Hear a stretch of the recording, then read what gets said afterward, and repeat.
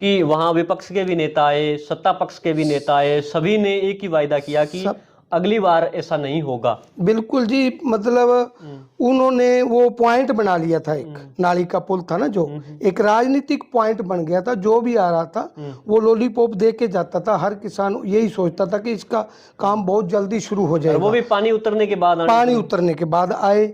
और यहाँ तक भी हमें पता चला कि इसका तो एस्टीमेट भी बन गया, ये तो इसकी प्रपोजल बन के ऊपर चली गई। आने वाली अखबारों में भी शायद ये आया था। दिखावे के तौर पर कुछ डॉक्यूमेंट भी साथ लेके आ रहे थे। हाँ जी दिखा रहे थे, ये देखो जी, ये देखो।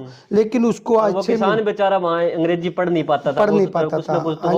हमारे लिए तो वो एक ऑर्डर ही थे, कागज देख के हम कहते थे भी ऑर्डर आ गया। आपका स्वागत है इस समाचार पर। और आपको घग्गर नदी का पिछला फ्लड तो याद ही होगा, और किसान साथियों को और जो घग्गर नदी के दोनों किनारों पर रहने वाले जो लोग हैं, गांव हैं, उनको किस तरह से खतरे का सामना करना पड़ा था और किस तरह का संघर्ष करना पड़ा था, आज तक वो नहीं भूले होंगे। और जो खास करके जो उसके तटबंधों के करीब जो रहते हैं, उनका जो खौफ है, जो उनके जो दिल का जो डर है, वो आज तक उनके दिल से नहीं गया है।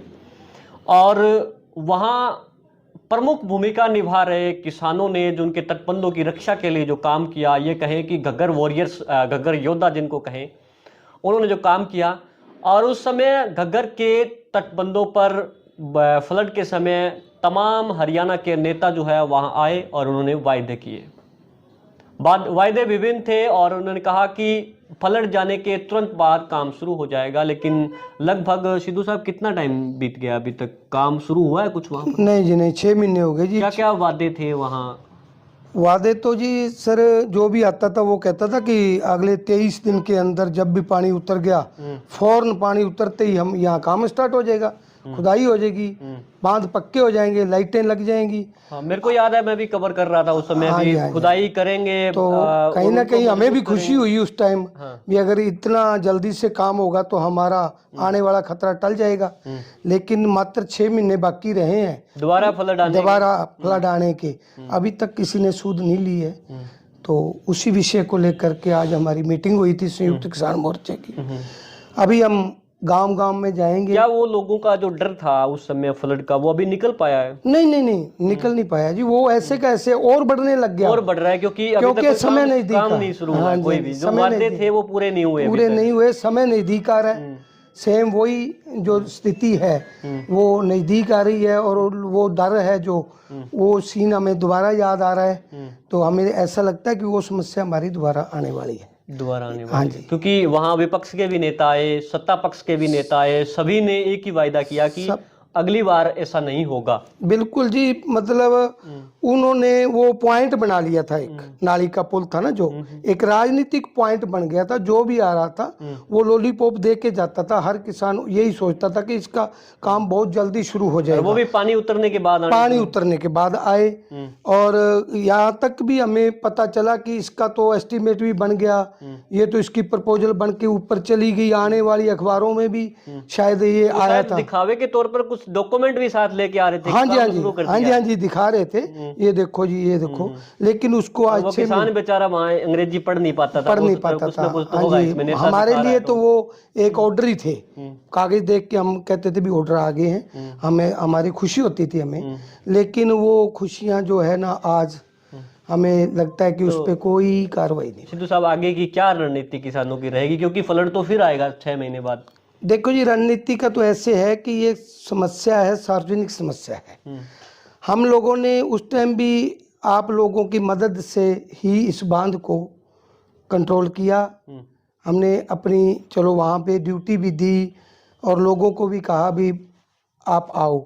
अब भी हम जो है गांव में जा कर के लोगों को ये कहेंगे कि उस मुद्दे पे हम आवाज़ उठाएंगे और सरकार को ये चिताएंगे इस बात के लिए कि ये पूरे इलाके के लिए बहुत बड़ी समस्या है। इसका जब तक समाधान नहीं होता तब तक संयुक्त किसान मोर्चा पीछे नहीं हटेगा। इस पे तुरंत जो है ना कार्रवाई हो और ये आंदोलन और भी बढ़ेगा आगे। हमने जो है 31 तारीख की एक पंचायत रखी है, 31 दिसंबर को नाली के पुल पे, जहाँ वादे किए थे, उसी बढ़ के पेड़ के नीचे और उसी बेंच पे बैठ के हम वो पंचायत में उन नेताओं से ये जवाब मांगेंगे और आगे की रणनीति जैसे भी वहाँ जो लोग है तय करेंगे उस पे हम आंदोलन अपना शुरू करेंगे और इसको पक्का करवा के ही रहेंगे। ठीक है।